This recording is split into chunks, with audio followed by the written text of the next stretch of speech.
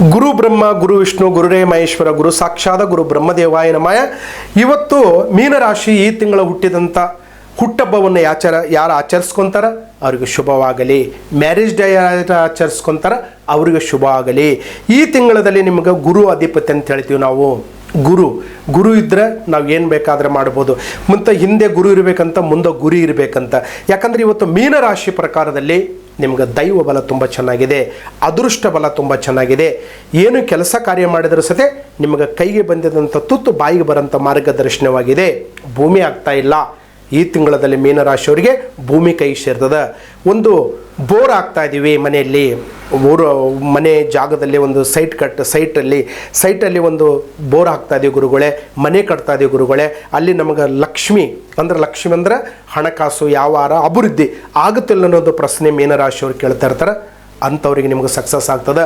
ಮೀನರಾಶಿ ಪ್ರಕಾರದಲ್ಲಿ ಸ್ವಲ್ಪ ಮನಸ್ಸಲ್ಲಿರ್ತಕ್ಕಂಥ ಗುಟ್ಟು ವಿಷಯಗಳನ್ನು ಇನ್ನೊಬ್ಬರ ಮುಂದೆ ಹೇಳಕ್ಕೆ ಹೋಗಬೇಡಿ. ಯಾವ ದಿಶೆ ಆಯಿತು ಅಂತರಂಗದಲ್ಲಿಡಬೇಕು, ಬಹಿರಂಗದಲ್ಲಿ ಹೇಳಬಾರ್ದು. ಇಲ್ಲಿ ನೋಡಬೇಕಂದ್ರೆ ನಾಲ್ಕು ಗೋಡೆ ಮಧ್ಯದಲ್ಲಿ ಯಾವ ವಿಷಯದಲ್ಲಿ ನಮಗೆ ಸಕ್ಸಸ್ ಆಗ್ತದೆ, ಬಾಯಿಗೆ ಬಂದಂಗೆ ಹೇಳಿದ್ರೆ ಪ್ರಯೋಜನ ಇಲ್ದಂಗೆ ಆಗ್ತದೆ. ಅದರಿಂದ ಸ್ವಲ್ಪ ನಿಧಾನವಾಗಿ, ಪ್ರಧಾನವಾಗಿ, ಮಹಾದಾನವಾಗಿ ನೀವು ಕೆಲಸ ಮಾಡ್ಕೊಂಬಂದ್ರೆ ನಿಮಗೆ ಖಂಡಿತವಾಗಿ ಅನುಕೂಲ ಆಗೋಂಥ ಒಂದು ಮಾರ್ಗದರ್ಶನ ಇರುತ್ತೆ. ಇವತ್ತು ಜೀವನದಲ್ಲಿ ಏನಾದರೂ ಒಂದು ಸಾಧನೆ ಮಾಡಬೇಕು, ಏನಾದರೂ ಒಂದು ಕೆಲಸ ಮಾಡಬೇಕಂದ್ರೆ ನಮ್ಮ ಕಣ್ಣಿಗೆ ಕಂಡಿದ್ದು ಕೈಗೆ ಬರಲ್ಲ ಅಂತಾರೆ ನೋಡಿ. ಮೀನರಾಶಿಯವರಿಗೆ ಗುರು ಮಹಾತ್ಮ ಉಚ್ಚ ಸ್ಥಾನದಲ್ಲಿ ಇದ್ದಾನೆ, ಶನಿ ಸ್ವಲ್ಪ ವಕ್ರ ಇದ್ದಾನೆ, ಕೇತು ಒಂದು ಶರ್ಪಕ್ಕೆ ಸಂಬಂಧಪಟ್ಟಿದ್ದು, ನವಗ್ರಹ ಸಂಬಂಧಪಟ್ಟಿದ್ದು, ಈ ಥರದಲ್ಲಿ ಪ್ರಾಬ್ಲಮ್ ಆಗುತ್ತೆ. ಇವರಿಗೆ ಮೀನರಾಶಿಯವರಿಗೆ ಮದುವೆ ಭಾಗ್ಯ ಇದೆ, ಸಂತಾನ ಭಾಗ್ಯ ಇದೆ, ಆರೋಗ್ಯ ಭಾಗ್ಯ ಇದೆ.